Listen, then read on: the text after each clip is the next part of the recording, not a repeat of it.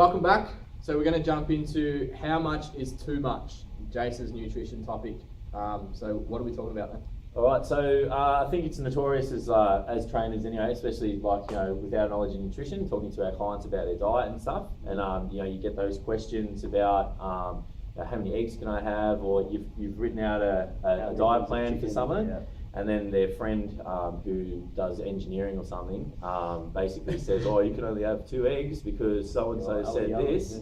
Yeah. And then it's like, okay, and then you've got your other clients asking about protein shakes, this person's on this shake diet and they're having 3 a day, how many can I have? So just thought I'd kind of go into that and just give you guys a bit of an idea of what to be thinking about when you're talking about portions of food types and all that. Now, if you guys had any others, like I know eggs is a massive one, and protein shakes for me is a big one too. Are there any others out there? They're probably the most common ones, and they're probably the ones that you need to. Fruit is a big one. Yeah, fruit. Yep. They're probably the ones that you probably actually do need to address. Keep an eye on. Yeah, keep an eye on. Yeah, definitely. Fruit's a big one too. Other than that, there's that don't eat oats one that we heard the other day. No, that's a whole different thing. Anyway, all right. So my answer. When someone says how much of this can I eat, my answer to that is most of the time it's how much you need to have for that particular meal.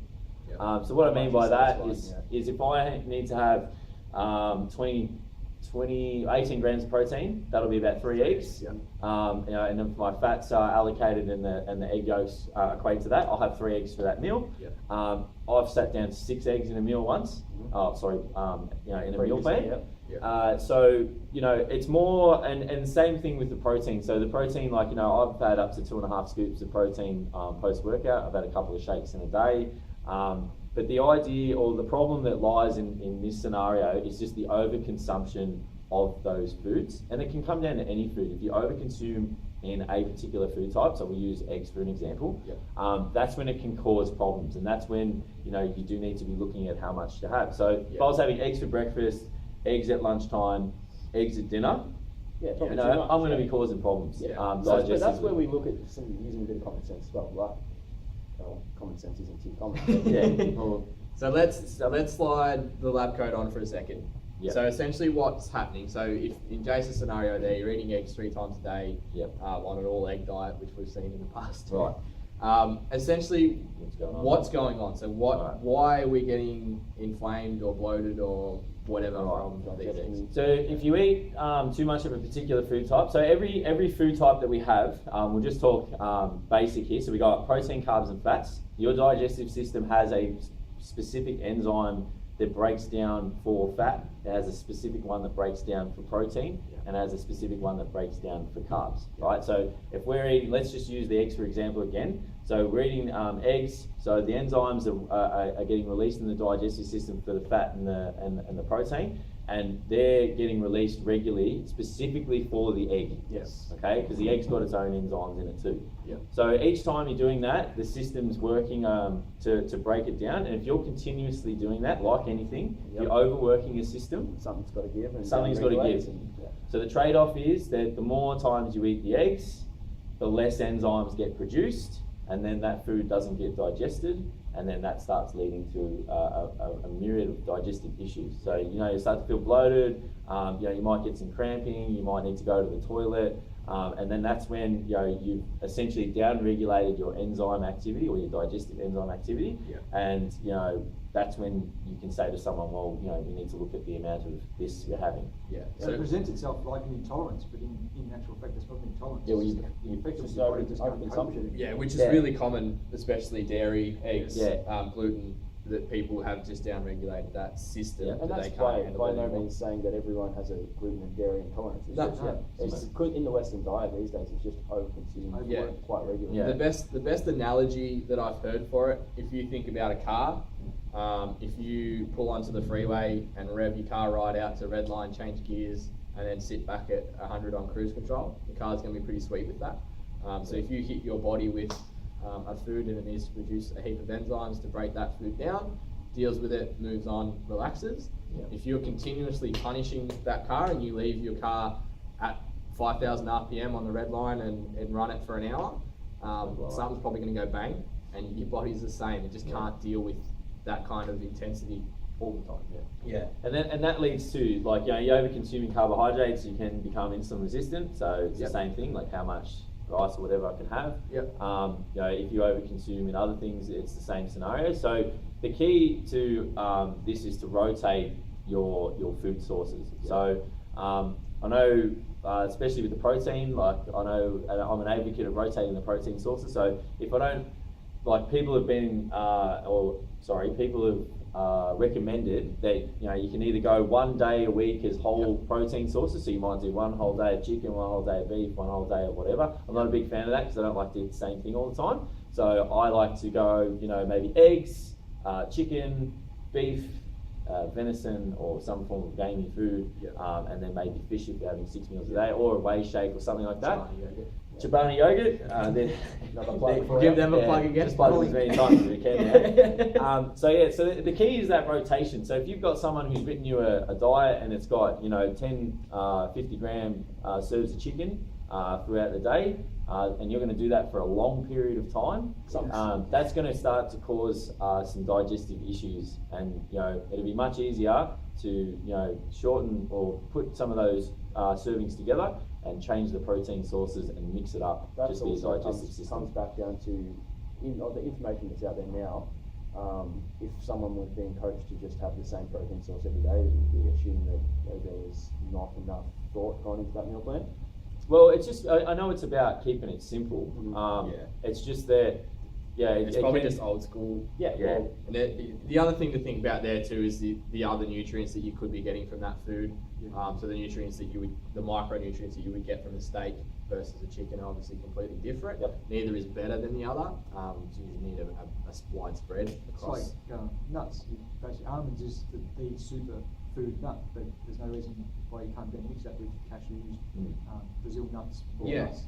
Just again those micronutrient factors and just changing the digestive system. So symptoms, if you have overconsumed the food, from my personal experience, I had one this time last year.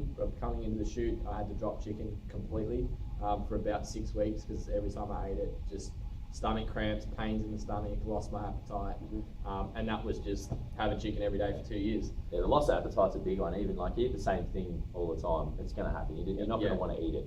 And I've found that the easiest one, your shoulders are in the way. So the easiest way for me to kind of find it, like if I know I'm starting to get a bit intolerant to eggs when I stop wanting to eat them. Like I get up in the morning, I cook my eggs, I'm like, man, I don't want to eat this. That's, to me, that's my body saying, hey, I don't want to eat this food. Of course. Because you should be getting like hungry as you prepare your food, or as you know it's about to be eaten. All these things in your body are happening for you to prepare yourself to eat, and if you're not, you know, you don't want to eat that meal, it's probably a good sign. And you've been eating it continuously for a little bit, it's probably a good sign that it's ready to swap it up. So with those symptoms that we've outlined with those digestive issues, what are some tap points that we can go through? So ways to fix it. So regulating your food obviously is the number one, like I've said earlier. You can introduce a digestive enzyme as well.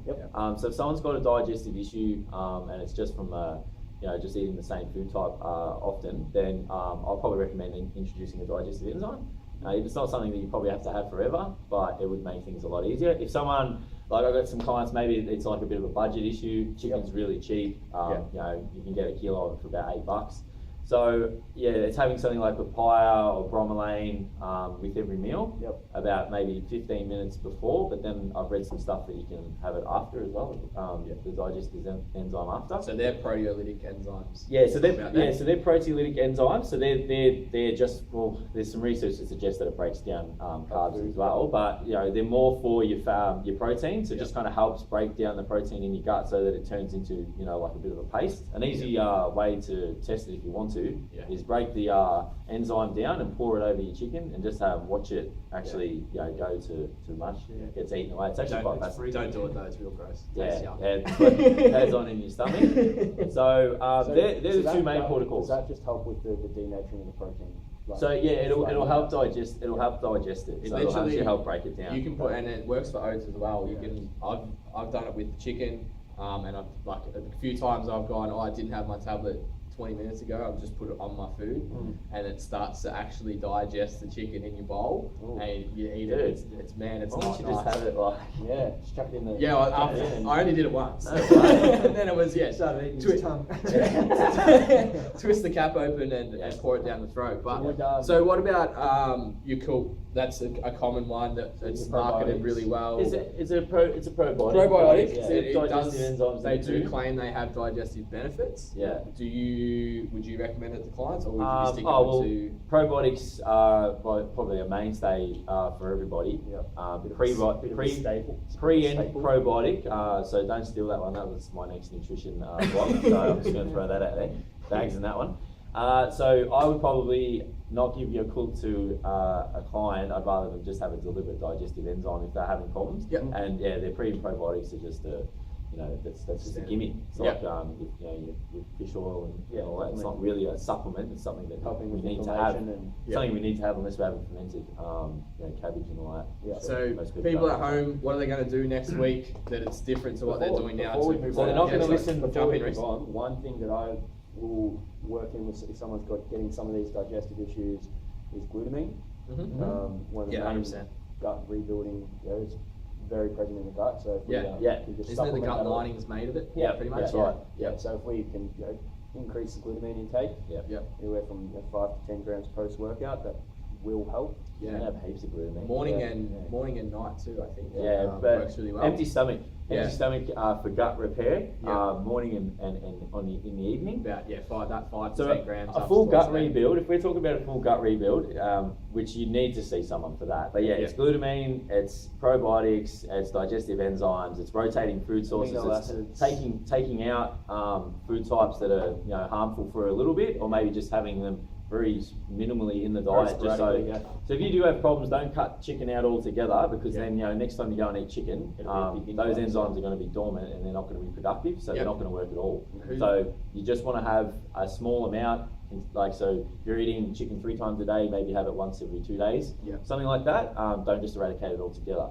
But what to do is, obviously rotate your food types. Stop listening to people who have no nutritional education. That's a big one. Two eggs. Someone told me they can't eat more than 2 eggs, and I was like, why? And then their friend told them. It's like, okay, well that's cool. Listen to someone who's got some education in nutrition. Yep. And basically get in contact with one of us if you have any other problems. Definitely. Awesome. We'll be back. Who's got nutrition next week? Probably me. Let's jump into, here you go, we're going to write your blog for you now. We might do our removable diet next week and explain to you guys exactly how to structure that. So Yeah. just eradicate any of these dramas that you might have. Yeah. Awesome. Don't even know if it is me, so Someone will write it for you. Yeah, sweet. All right, we'll be back in a second with the client story of the week.